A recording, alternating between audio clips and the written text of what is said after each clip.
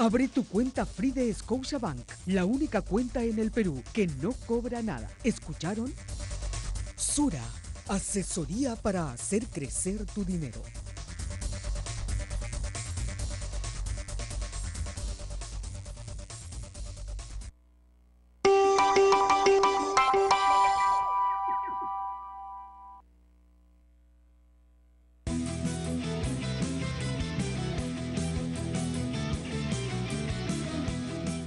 BBVA Continental, creando oportunidades.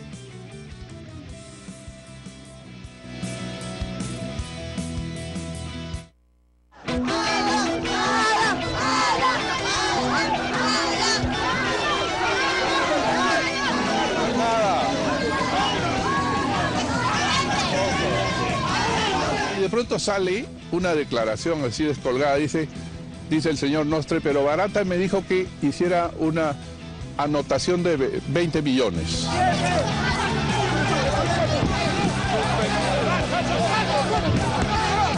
Oye. Y entonces dicen, 20 millones menos los 8 que le dieron al viceministro, los otros 12 deben ser de Alan García. Demuéstrenlo pues, imbéciles.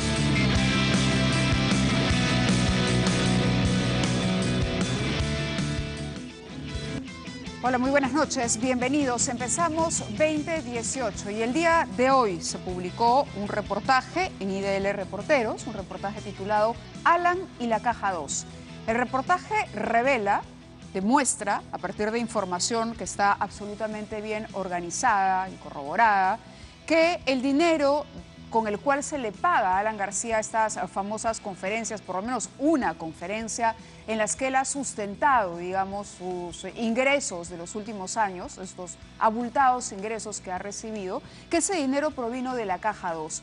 Esta noche vamos a conversar con Gustavo Gorriti para entender en detalle cómo es que se articula todo este mecanismo para poder recibir, para poder pagarle a Alan García de Odebrecht y de esta caja que, como ustedes saben, estaba destinada o a financiar campañas electorales o a pagar sobornos. Es decir, era una contabilidad paralela en la empresa Odebrecht que tenía un manejo también paralelo.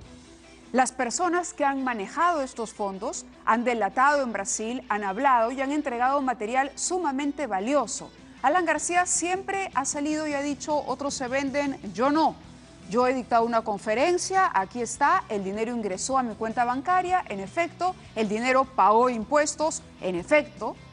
Pero claro, cualquiera lo hace y esto de alguna manera le pone un manto de formalidad y legalidad a la situación. Pero la gran pregunta siempre fue, ¿de dónde salió realmente el dinero para pagarle a Alan García? ¿De dónde salió ese dinero? La pregunta parece estar resuelta el día de hoy en el reportaje, pero igual esto va a ser materia de investigación por parte de José Domingo Pérez y el equipo especial Lavajato. Por lo pronto, se ha pedido ya impedimento de salida para el ex presidente aprista. La audiencia se resuelve este sábado, está la citación para este sábado, para que el juzgado decida si acepta o no el pedido para ordenarle el impedimento de salida del país de Alan García. Y luego hemos tenido un documento interesante del Ministerio del Interior dirigido a la Superintendencia Nacional de Migraciones. Y esto es para alertarlos. Dice el comunicado, si me ayuda Switcher, dice: es grato dirigirme a usted, ¿no?, asuntos sobre pedido de impedimento de salida del país a ciudadanos peruanos, para expresar mi cordial saludo y a la vez comunicarle que en vista de la solicitud de impedimento de salida del país por parte del fiscal José Domingo Pérez ante el juez Juan Carlos Sánchez Balbuena, del segundo juzgado de investigación preparatoria del Sistema Nacional Anticorrupción para los Ciudadanos Peruanos, Alan García Pérez, Enrique Cornejo Ramírez, Osvaldo Plasencia Contreras, se solicita respetuosamente tenga a bien disponer ante quien corresponda se haga conocer esta disposición del fiscal.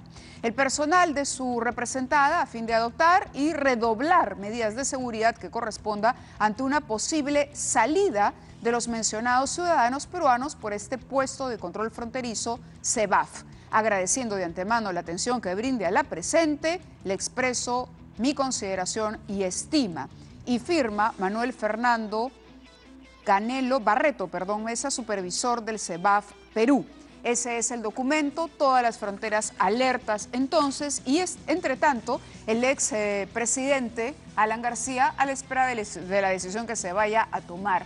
Él ha reiterado el día de hoy su inocencia, ha dicho, pero yo presenté todo. En fin, vamos de inmediato a conversar con Gustavo Gorriti para ir detallando lo que ha presentado IDL Reporteros hoy, porque hay nuevos personajes en esta historia de Lavallato. Ya no hablamos solamente de Marcelo Odebrecht, de Barata o de Alan García. Hay otros personajes más que aparecen en esta historia y un mecanismo algo complejo de entender si no se tiene todas las herramientas que tiene Gustavo para poder compartirlas con nosotros esta noche. Bienvenido. Gracias por estar una vez más con nosotros. Placer, Mabela. A ver, la conferencia, y hago la pregunta directa y de saque, ¿era una manera de pagarle un soborno a García bajo la apariencia de una conferencia? ¿Tú crees? De acuerdo con reglas sí, o sea, de investigación, de seguir la evidencia. ¿La conferencia no podría ser en realidad un soborno? No estoy en condiciones de afirmarlo o de negarlo.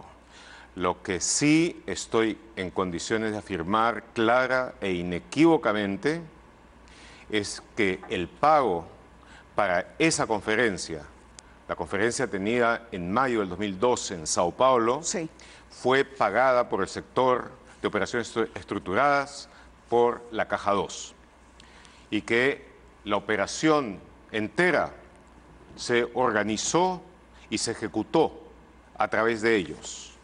Desde el momento en que Marcos Grillo, el encargado de generación de recursos para alimentar la Caja 2, hace la propuesta a Spínola, que es un abogado externo, pero que trabajaba tan estrechamente con el sector de operaciones estructuradas que tenía acceso con seudónimo propio, codinome que le llaman, al sistema Drausis.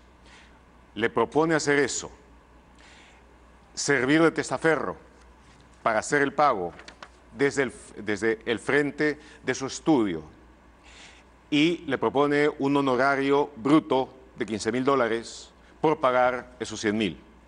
Es decir, utilizar el estudio suponía un pago. No era no era un favor, era un servicio que se prestaba. Era un servicio que se prestaba, un servicio... ¿Para que aparezca el nombre de Spínola como el contratante? Como la persona que contrataba y que representaba a un grupo de empresarios ansiosos por escuchar al expresidente, entonces ya expresidente del Perú, un grupo supuesto FIES, en esas condiciones. ¿no? La Federación de Industrias del Estado de Sao Paulo. Sí, una especie de CONFIEP de Sao Paulo. Claro. Pero el hecho concreto es de que al margen que pueda haber habido ese grupo de entusiastas industriales, o no, porque García había dado ya varias conferencias en esa misma institución y no había cobrado, según eso parece, es lo que por veía ellas. En uno de los correos que ustedes adjuntan al reportaje. Ustedes dicen, bueno, está textualmente reproducido. Así es, así es. Y entre ellos, entre los reproducido el involucrados, facsímil, sí. Exacto, la conversación dice eso justamente. Él ya ha dictado, la propuesta me parece que es de Miglio. No. La propuesta es Grillo. Claro, pero quien le pide el favor a Spínola es Grillo. Sí, Grillo. El acuerdo es entre ambos, ¿no es cierto? El acuerdo es entre ambos. Cada uno usa su seudónimo, Bismarck y Joy. Pero, ¿cómo hemos sabido quién era Bismarck y quién era Joy? Porque, de otro lado, conseguimos también la confesión de Spínola 3 años después, 4 años después, cuando cayó todo lo de Odebrecht, y él entró dentro del grupo de delatores premiados de Odebrecht, Spínola.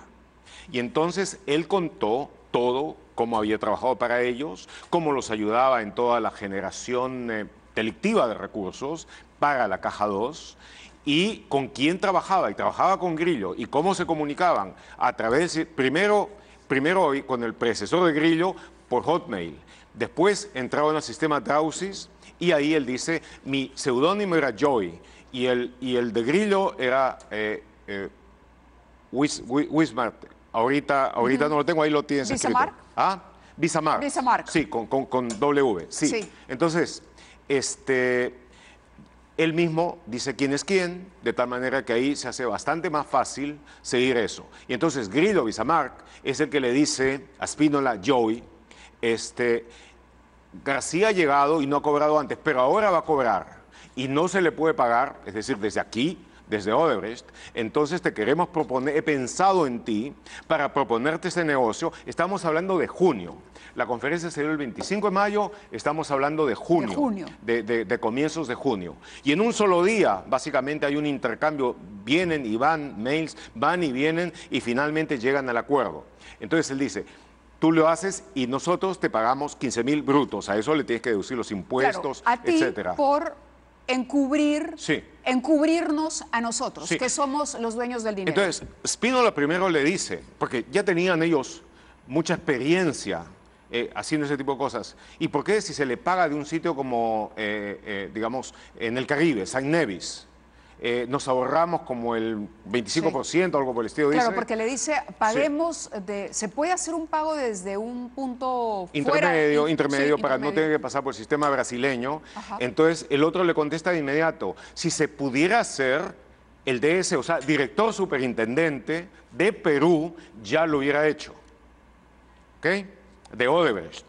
Pero como no se puede, tenemos que arreglar todo para que parezca un pago hecho formalmente a través de un contrato que se hace aquí en Brasil. O sea, vamos a hacer toda la maroma, vamos a tratar de que se vea de que esto ha sido una cosa muy formal para que se pueda en el futuro decir, me contrató la agencia Spínola, en realidad es un estudio de abogados, y entonces él acepta y finalmente entran otros, uno de los cuales sin duda está en el Perú, sea que viaja al Perú, sea que está en el Perú, porque es la persona que le va haciendo llegar desde Perú los documentos que Spínola necesita. Spínola no se mueve. Y Spínola está en Brasil. Spínola está en Brasil, está ayudando a que haya todo eso, y entonces le llega un contrato firmado. Recuerda, eso se empieza, la conferencia es el 25 de mayo, en Sao Paulo. Ellos empiezan a hablar de esto en los primeros 10 días de junio, y cuando le llega el contrato firmado, primero le mandan un borrador, está bien, luego desde Perú le llega un contrato firmado por García, fechado en abril. El contrato lo tenemos, lo pusieron, si ustedes lo han cargado, nosotros claro. hemos puesto el facsímil. Sí, entonces lo tenemos en Switcher listo, porque tenemos acá, una cosa es el recibo, ¿no es cierto?, que firma Alan García. Sí, el recibo el depósito significativamente está fechado y aquí está un día antes. La última página sí. del contrato suscrito entre sí. Alan García y el estudio de abogados Spínola. ¿Pueden ver la fecha, por favor? Sí, claro. Veamos la fecha aquí. Sao Paulo, 5 de abril de 2012. Ahí está, en pantalla decir, están viendo ustedes el 5 de abril Spínola no había escuchado, no soñaba siquiera con que se iba a producir eso. A Spínola le proponen hacer esto en junio. En junio. Entonces, ese documento se firma después y le pone una fecha anterior. Claro, porque tenía que guardar relación con la fecha de la conferencia. Le pone una fecha anterior como para que dé toda la apariencia de que se organizó con tiempo, se preparó, etcétera, y es sencillamente un maquillaje documentario para algo que ya se había llevado a cabo. Igual respecto al recibo. El recibo es el 24, si recuerdo bien, un día antes de que se realice la conferencia. La conferencia. ¿Tenemos el recibo, por favor? A ver. El recibo es el primer documento. El primer documento, Switcher, porfa, el primer documento, ese es el recibo. Y ahí ustedes pueden ver, claro, contrato de prestación de servicios, ¿no? Firmado el 5 de abril, hace mención justamente al documento que veíamos antes. Sao Paulo, Brasil, 24 de mayo, firma Alan Gabriel García Pérez. La conferencia fue el 25. Claro.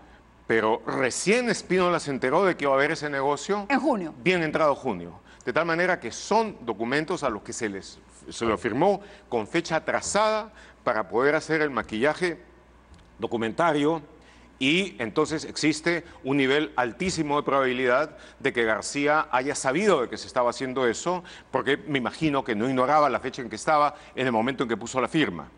De tal manera de que eso queda claro, pero además... Eso queda claro a través de la información, producto de las... Digo, para que los televidentes tengan claro el esquema, porque van a decir... ¿Cuáles son los elementos que hemos los tenido? elementos que construyen la historia Sí. detrás de este gran maquillaje. Los elementos que hemos tenido presentes. Sí. Ahora están juntos y no parece tan difícil, pero ha tomado mucho tiempo. En primer lugar, los documentos que ustedes ya han visto, los contratos y todo esto. Que parecerían estar en regla y de acuerdo a la fecha. Parecerían estar en regla de acuerdo a la fecha. Pero entonces conseguimos el intercambio de correos electrónicos que se dio entre Grillo y Spínola a través del sistema Drausis. El sistema Drausis, que es encriptado, ya ha sido con la cooperación de la empresa Odebrecht, de la Fiscalía Suiza, de la Fiscalía Brasileña. En este momento, todos los teras de información que tenía han sido sometidos a análisis, etc. Nosotros tuvimos hace ya algún tiempo esos documentos, estábamos buscando la corroboración documentaria para poderlo hacer. Cuando tuvimos esos documentos, nos preguntábamos quién es Visamark, quién es Joey, pero también tenemos las delaciones premiadas que hicieron los casi 80 altos ejecutivos de Odebrecht en diciembre del 2016, cuando Odebrecht decidió rendirse y empezar a cooperar en todo su ancho de banda con las autoridades anticorrupción, en Brasil, en Estados Unidos y ahora en el Perú. Entonces, en ese proceso, nosotros tuvimos hace algún tiempo la suerte de poder conseguir, tanto para nosotros como para la red latinoamericana a la que pertenecemos, básicamente todas las confesiones grabadas en video. Y tenemos la confesión grabada en video de Spínola, quien contrató con García, y ahí Spínola, y hemos sacado también, ahí está una parte del video. Yo creo que podemos ponerlo, lo habíamos cargado ya al sistema de Switcher, algunos son un poco largos, pero pongamos para que ustedes conozcan a las personas involucradas en esta historia y los puedan reconocer e incorporar, porque la Bajato nos va a sorprender cada día con más personajes y son estos los que en realidad terminan corroborando lo dicho, o finalmente si hay dos versiones contrapuestas, como la de Marcelo Odebrecht en su momento y la de Alan García. Marcelo Odebrecht dijo en un primer interrogatorio en el 2017... Marcelo Odebrecht adelantó todo. Exacto, él dijo, era política de la empresa ayudar a los expresidentes. Así es. Y García contestó con un Y García Twitter. dijo que él no había recibido, que estaba mal la información porque a él le había pagado este conjunto de empresas, esta suerte de Confiep brasileña. Sí, a través de ese supuesto agente que los representaba. Así es. Y que en realidad era un agente, sí, pero de la División de Operaciones Estructuradas de Odebrecht. Claro. Y entonces tengamos presente de que como había que hacer un pago oculto de esa conferencia, de los $100.000 de esa conferencia, ese pago oculto lo hizo la División de Operaciones Estructuradas de Odebrecht a través de la Caja 2. Eso fluye con absoluta claridad, porque se habla, se negocia, se avanza, se define a través del sistema Drausis entre varios ejecutivos que pertenecen al sector. Hay uno que interviene también y que es la persona que lleva los documentos al Perú para que sea García quien lo firme y que además trae después la información sobre la cuenta. En ese intercambio de correos electrónicos que hay, está también el número de cuenta, toda la información bancaria de García. Y está también el informe bancario que es extendido para que entre en el registro, en los récords del sector de operaciones estructuradas, el momento en que se hace el envío. Del dinero. El envío del dinero. Y el envío es en julio. Sale el 6 de julio, llega el 9 de julio.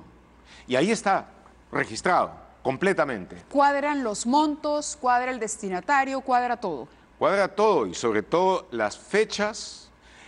Lo que cuadra también es la secuencia interesante de fechas reales en la que pasó todo esto, que empieza en las fechas reales empieza en junio y termina en julio. Las fechas truchas, las fechas aparentes, las fechas en lo que se escribió, donde se atrasó todo esto, según esas, empieza en abril, continúa en mayo y termina en junio, julio. Pero en realidad fue una cosa relativamente rápida de la Caja 2, el sector de operaciones estructuradas. Aquí hay una cosa adicional que es importante decir. El sector de operaciones estructuradas está dividido básicamente en dos partes importantes: generación y gasto. O sea, gasto para pagarlo en coimas, sí, en apoyo, etcétera. Y la generación, que es de dónde sacar el dinero, generalmente por sobrecostos, operaciones ficticias en las obras fuera de Brasil. Quien dirigía eso era Marcos Grillo. Sí, lo tengo acá también. Era Marcos Grillo, y Marcos Grillo es el que organiza con Spínola directamente toda esa operación. Claro, Spínola sirve para los egresos y Marcos Grillo para la generación. Él trabajaba, no, Spínola trabajaba dando el apoyo externo que necesitaban ellos para uso del estudio de abogados. Claro. Para uso del estudio de abogados aparentemente independiente, pero en el fondo estaba moviendo plata de Odebrecht.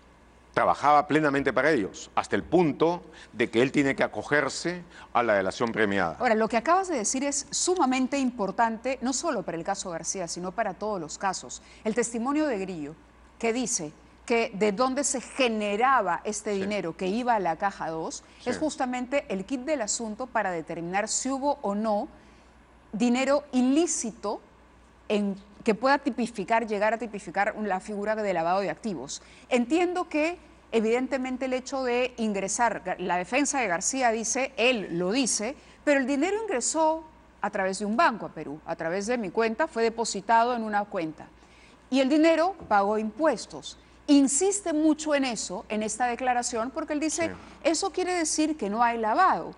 Pareciera, cuando uno lee todo el reportaje y uno empieza a analizar la información, y uno se acuerda de las conclusiones del informe de Tejada, de la Comisión Pari, de lo que luego ha venido investigando Lavajato, de cómo funcionaba Odebrecht, pareciera que más bien esas dos acciones, el hecho de que el dinero haya ingresado a la banca legal y el hecho de que se haya tributado por ese ingreso, es más bien la forma de darle legalidad a este dinero que no es legal. Por supuesto. ¿Es así? Es inescapable esa conclusión. No es cierto. O sea, es decir, el dinero con el que se paga esto viene de la Caja 2. La Caja 2 es dinero clandestino. Ya, ese es el tema, porque César Nakazaki nos dice, pero hay que ver si la Caja 2 era dinero ilegal o no, porque la fuente tendría que ser ilegal. Entonces, el dinero de la Caja 2 era dinero clandestino, dinero que se sacaba, por ejemplo, de las operaciones que hacía Odebrecht y que hacían otros, a través de actividades ficticias, con contratos truchos, y que entonces salía a offshores que pertenecían a la compañía, que era parte del entramado de lavado de coimas, de coimas y de lavado de dinero. Que el dinero viajara. Exactamente. Entonces, la primera parte era cómo convertir dinero limpio, aparentemente limpio, en dinero sucio, o más bien en dinero clandestino. Pongámoslo de otra forma, dinero legal que está dando vueltas mediante operaciones ficticias en dinero clandestino. Eso llegaba a la contabilidad de la Caja 2, que llegó a manejar cientos de millones de dólares por año. No estamos hablando de cantidades menores, cientos de millones de dólares. Una vez que llegaba ahí, eventualmente pagaba coimas, lo que fuera, en algunos casos campañas, que todo eso servía para mejorar los intereses, la posición y la ganancia de las compañías. Y luego de eso terminaba finalmente mediante otro proceso de lavado de diferente característica, legalizado de nuevo. De nada le servía a los que habían sido coimeados tener un dinero finalmente ilegal. En este caso en concreto, podemos ver con absoluta claridad la ruta. El dinero que vino a través de Marcos Grillo y de otros miembros de la sección o división de operaciones estructuradas de la Caja 2, se pagó a un colaborador que tenían estrechísimo, que les servía para todo, que era Spínola. Spínola hicieron con ellos mismos también, hizo toda la construcción documentaria y legalizó el dinero que en efecto llegó aquí al Banco Continental, a la cuenta de García. Ahí están todos los detalles bancarios en efecto, una vez que llegó, pagó impuestos y dio todos los visos de ser algo absolutamente legal. Entiendo que el expresidente García ha dicho, ¿aquí qué pasó? Es una de 30 conferencias. En efecto, nosotros estamos solamente hablando de esa una. $100.000, que es la que de todo ese ciclo de conferencias fue por la que más se pagó. Luego, dice, eso fue en esta federación de empresas, correcto. Di la conferencia, correcto. Todo eso es verdad. ¿Me la pagaron en la cuenta? Verdad. ¿Pagué impuestos por ella? Verdad. Verdad. Todo eso es verdad. Lo único que no es verdad es quién le pagó. Claro. Se lo pagó la caja 2. Ese es quien le pagó. Y para que no transparentara, hicieron toda una ficción que es la que ahora ha sido descubierta. Claro. Esa es la historia del pago de la famosa conferencia de García. Ahora, dentro de la información que ustedes publican, dicen García reporta que entre agosto 2011 y diciembre de 2012 dicta 18 conferencias, por las que había recibido en conjunto $830.000. Sí, no está nada mal. No está nada mal. No. Estamos hablando de una. No hay este tipo de información sobre las otras. No, hay algunas que cuando uno las mira resultan muy interesantes, ¿no es cierto? La vocación de la gente de Machala en Ecuador por estar al día en las últimas tendencias de comercio internacional, sobre las inversiones en China de repente, los ganaderos Pereira, en fin. Resulta interesante. ¿Tienen ustedes la información de todas las conferencias no digo que se no puede dictaron? existir, no puedo decir de que no pueda haber verdaderamente ciudadanos de Machala o de Pereira muy cosmopolitas, muy interesados en el último y que piensen que había surgido un nuevo faro de la economía internacional. Y que eso valía la pena de que se pagaran $80.000, $60.000, $50.000 Porque vamos, por la el conferencia. tiempo no es mucho. No o sea, me- estamos Sí. agosto 2011 a Sí. diciembre del 2012, un año y unos meses, año y medio. 800.000 no está nada mal, realmente no está nada en mal como 18 ingreso. conferencias. En 18 conferencias sin considerar los ingresos por el libro que hizo, por ejemplo, contra el temor económico, que vendió, creo que por lo menos a jugar por los ingresos, más de lo que vendió Renato Cisneros por su libro eventualmente. Pero en fin, todo eso está dentro de lo posible y yo no saco ninguna conclusión de aquello que no está investigado a fondo. Hay cosas llamativas dentro de todo ese proceso que me gustaría ver más. Por lo pronto nos concentramos en esto, hemos llegado ya a una conclusión, hemos sacado el reportaje. Entiendo también que el expresidente García ha dicho que es un refrito. Pues yo le digo, si considera esto un refrito, pues nada, Lo que pasa sigamos es que él utilizando la considera el sartén. refrito la conferencia, la información que ya había dado. Vale la pena recordar, y esto porque el día de hoy nosotros tuvimos acceso a algunas fuentes que participaron de la mega comisión que presidía Sergio Tejada, que contaron que cuando se le pregunta a Alan García, se le estaba investigando por enriquecimiento ilícito, él entrega una información, una cantidad de información, pero sin que nadie le preguntara, menciona con mucho interés la conferencia en Brasil. Es decir, nadie le había preguntado por eso, simplemente estaba en la etapa de recibir la información que García quería entregar, pero que de pronto él dice, y por si acaso les voy a entregar próximamente información por una conferencia que he dictado hace poco y que es una conferencia por la que me han pagado tanto. Es decir, él pone, es como si dijera, mañana más tarde van a recibir esta información, pero llama la atención que la persona que está dando cuentas diga, ya estoy recogiendo la información. Estaba como muy preocupado por entregar la documentación a la comisión parlamentaria. En esa época, Mávila, Sí.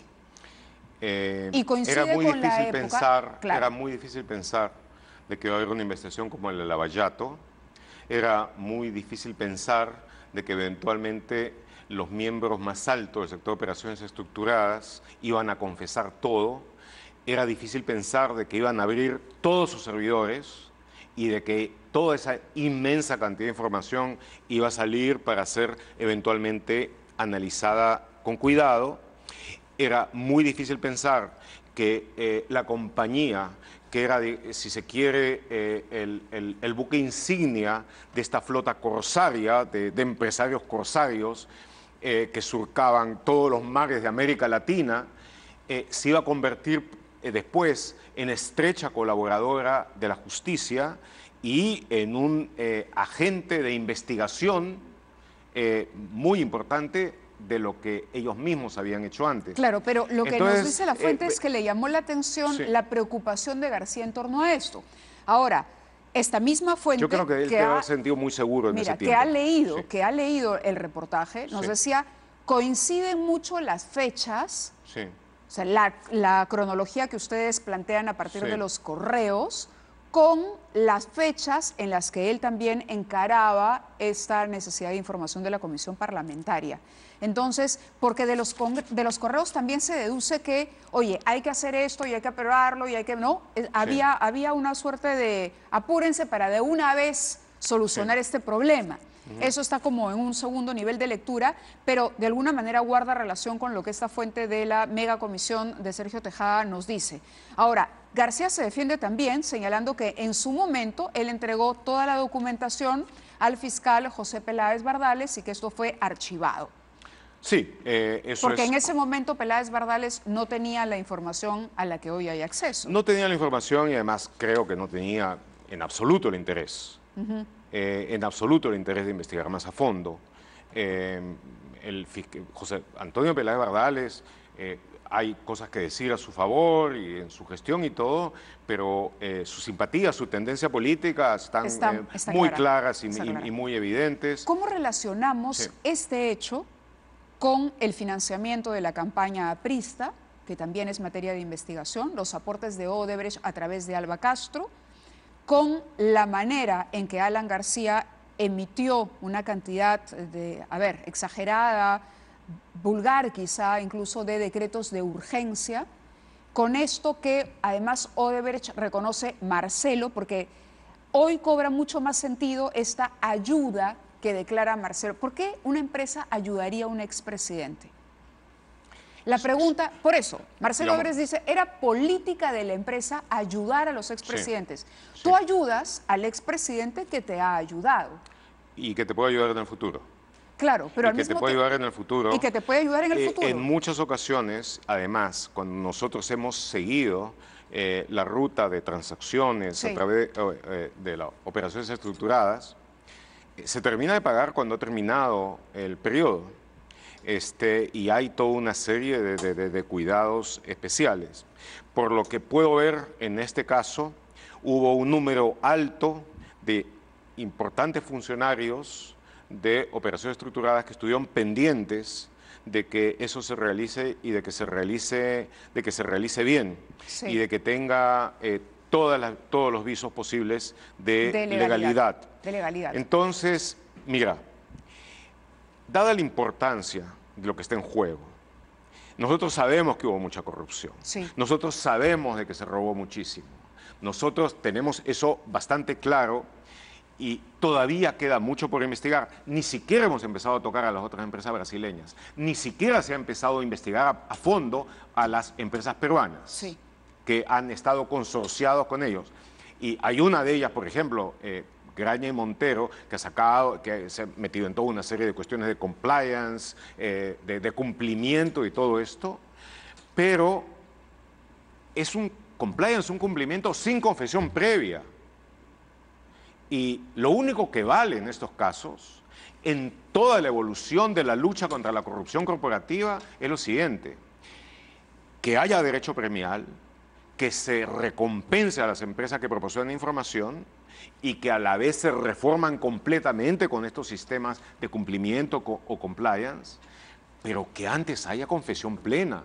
Si no, ¿de qué sirve de que hagan después una deriva hacia toda una serie de sistemas de integridad si previamente no ha habido una investigación a fondo de las deshonestidades que se cometieron? Entonces, pero para regresar a tu pregunta, claro, porque hay toda más allá de la conferencia, A ver, la conferencia es un hecho concreto y el tema es el pago. Y yo creo que está bastante probado, ¿verdad? Sí, eso está probado. Sí. Pero a lo que voy es al significado que tiene esto, una vez revelada la mentira de García de decir que no era Sí. Odebrecht cuando es Odebrecht, Sí. y además no es la contabilidad formal de Odebrecht, No, sino no. más bien es su otra contabilidad, la La otra paralela, la que contabilidad. se usaba Sí, para lo que sí. ya sabemos. Sí, sí, sí. ¿Cómo guarda esto relación con el gran caso de corrupción que tiene que ver con financiar una campaña electoral y luego cobrarle favores a un gobierno? Es decir, el papel de García, ya no como conferencista, sino como presidente, porque él podría como conferencista, es decir, si lo que no quería era revelar, a ver, supongamos que el asunto hubiese quedado en que Odebrecht no quería aparecer como el mecenas de García porque era políticamente incorrecto y usó un intermediario que es este estudio, y al señor Espinola. Ok, vaya y pase. Sí. Pero aquí el tema es, ¿por qué Odebrecht ayudaría? ¿Por qué se le pagarían los $100.000 a García con toda esta estratagema de encubrimiento? ¿Por qué el dinero saldría de la caja 2? ¿Por qué? Esa es la pregunta. Cuando tienes un gobierno... Yo te puedo responder Sí, por globalmente favor. a Sí, todo eso ajá. con total certeza.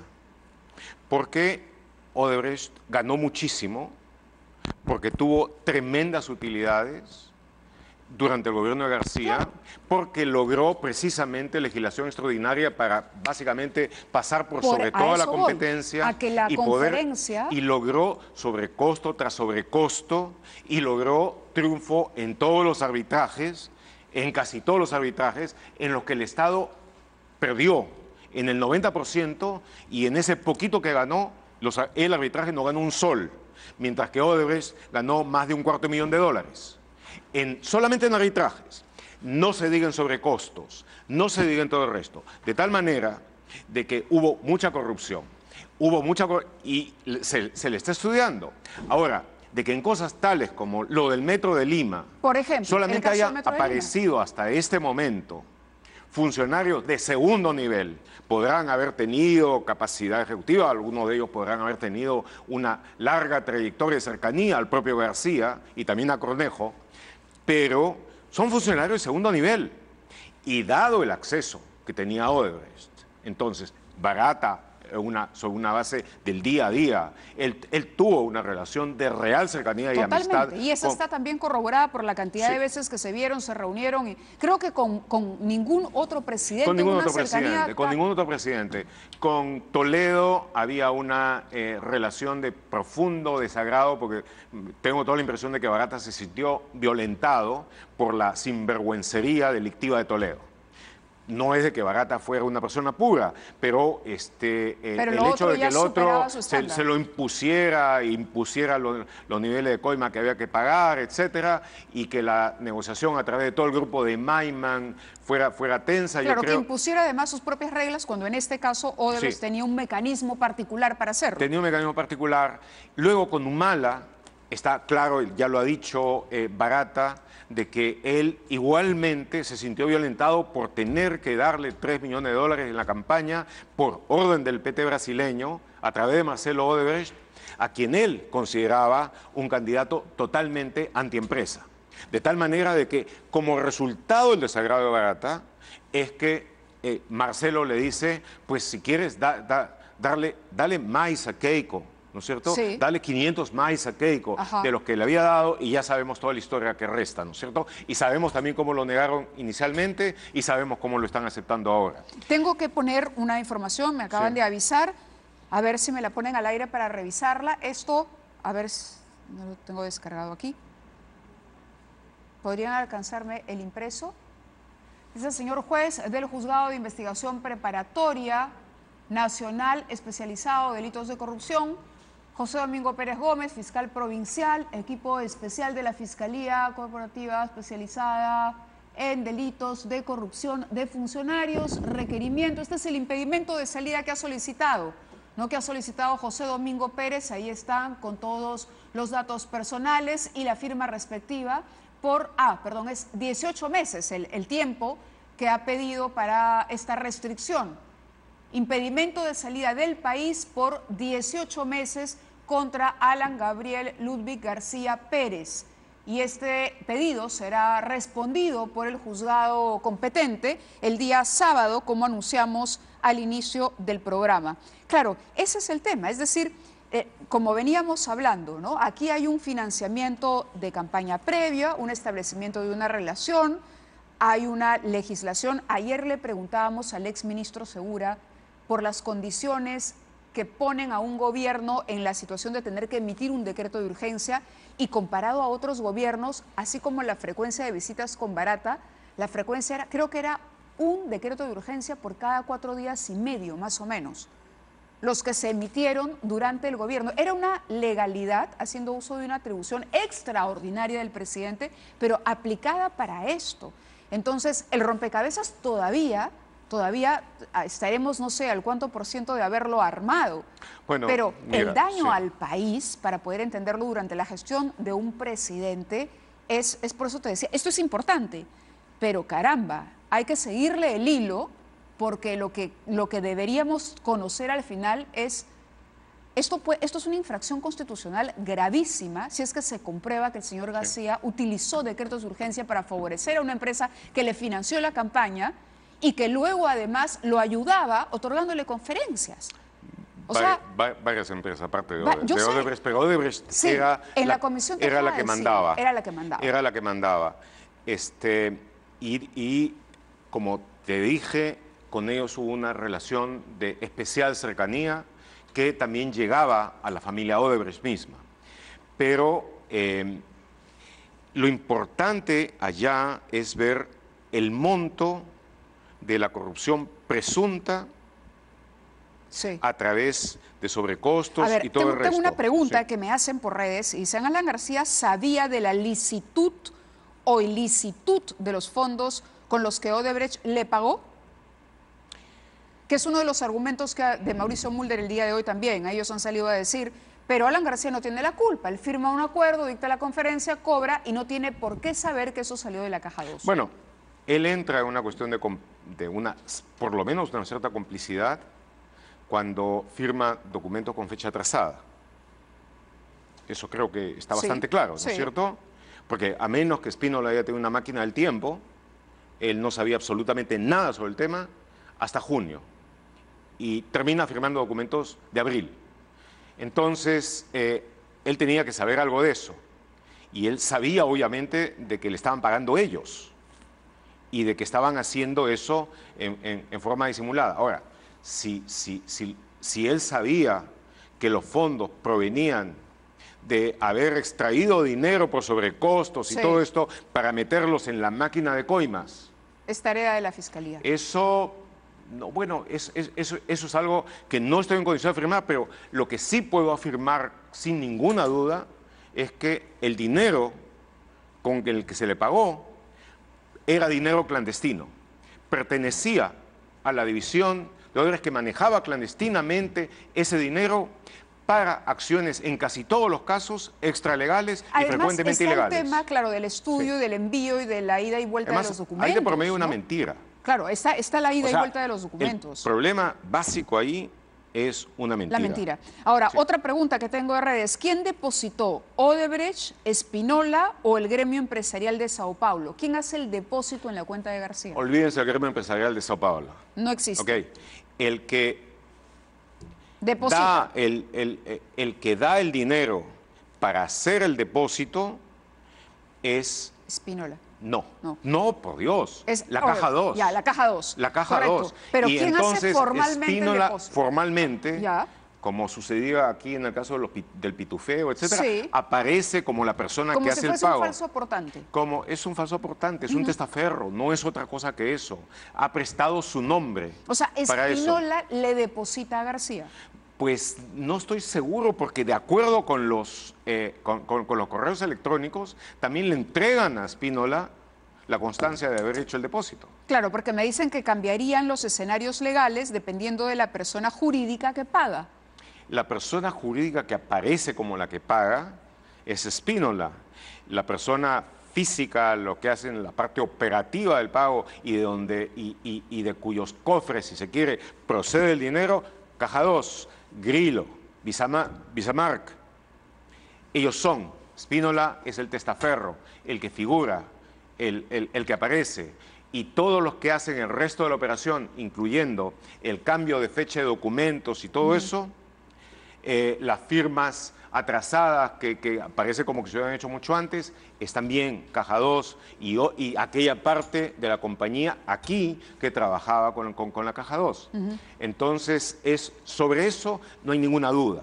A mi entender, es la cantidad de información que hemos dado, correos electrónicos, la confesión de Spínola, los documentos mismos que ellos dan, etcétera, le quita cualquier posibilidad de duda a esto. Correcto, Gustavo. Muchísimas gracias por estar esta noche con nosotros. Ya tendremos otra oportunidad para hablar también del trabajo del equipo especial. Es una semana importante esta, porque entiendo que se debería concretar el Es una semana apoyo, importante, ¿no? y sumamente peligrosa por el hecho, y si me permites acá un momentito más, por el hecho de que los fiscales, el grupo de fiscales que está llevando a cabo, y uno a veces puede tener alguna discrepancia sobre la intensidad de algunas medidas, pero están llevando a cabo, desde el punto de vista de investigación, y los resultados están a la vista, un trabajo extraordinario. Ese equipo de fiscales, que es muy pequeño, y aquí tiene, en estos casos, tiene dos personas visibles, que son José Domingo Pérez y el coordinador, Rafael Vela. Y en el Callao, no nos olvidemos, donde continúa la importantísima, vital investigación del caso Lavajuez o los NM Audios, están las fiscales Sandra Castro y Rocío Sánchez. Pues ellos cuatro están sometidos ahora a un intenso acoso dentro de su propia institución por parte de quien es la cabeza, el número uno de esa institución, con el objetivo ya declarado y en principio ya anunciado de decapitarlo funcionalmente. Por lo pronto, a Sandra Castro, que tiene un trabajo intensísimo en lo que hace, la mandaron a madrugar en el aeropuerto a ver si agarraba lavadores colombianos. Sí. A la segunda, a Rocío Sánchez, la mandaron a un curso que no necesitaba, cualquier curso es bueno, pero no de una circunstancia como la que vive. La sacaron del caso, ¿y a quién le encargan que haga todo eso? A Sandra Castro. De tal manera que Sandra Castro tiene que hacer lo suyo, lo de Rocío y lo del aeropuerto. Entonces, y después de eso, esa obviamente es una ofensiva para buscar el extenuamiento. Y luego, en lo otro, a Rafael Vela le han quitado ya varias cosas y los rumores han sido muy fuertes en el sentido de que lo sacarían. Y si ¿A Rafael Vela? A Rafael Vela, a José Domingo Ahora, Pérez. Este apoyo, y de que les van a poner otros fiscales. Tenemos otro invitado, pero también te haría una repregunta nada más para cerrar esta conversación. Se conoció del apoyo del Ministerio del Interior, este apoyo que habría solicitado el juez Germán Juárez Atoche. El fiscal Germán Juárez Atoche, sí. Y que Chávarri saluda a través de un Twitter, él anuncia y dice: pedido atendido, yo he solicitado para el equipo especial que no se da abasto información. Pero hay dudas sobre la idoneidad y sobre si en realidad está, porque nosotros hemos hecho las consultas y nuestras fuentes también nos han señalado que el coordinador del equipo especial no sabía nada de que un fiscal parte de su grupo hubiese solicitado apoyo policial y menos aún que le estuviesen colocando a un equipo que ha dispuesto el ministro del Interior. Bueno, es un tema a analizar. Es un tema, pero tema... es casi como decir, tú no me estás pidiendo ayuda, pero yo te la doy porque a mí me interesa tener a alguien que yo pongo ahí dentro de tu equipo. Es un tema difícil que merece un análisis es una lectura peligrosa y de repente audaz, pero en este contexto la verdad es que vale. Lo importante más que eso es que Chávarri se quiere llevar por delante a José Domingo Pérez, a Rafael Vela, a Sandra Castro, a Rocío Sánchez. Se los quiere llevar por delante. El efecto que eso tendría sobre las investigaciones anticorrupción sería catastrófico. Correcto, Gustavo. Para ponerlo con toda claridad. Muchas gracias. Te agradezco, Gustavo, por el tiempo, y regresamos nosotros con Eduardo Derjant, politólogo, para analizar en qué contexto se da esta noticia de García. Él declaró hace poco en una entrevista, hizo declaraciones y un análisis sumamente interesante sobre la situación del fujimorismo. Le preguntaremos también por el tema de García, porque de alguna manera vinculó los escenarios de Keiko y de Alan García en su momento, en las declaraciones que ofreció, y es por eso que lo tendremos aquí en unos segundos.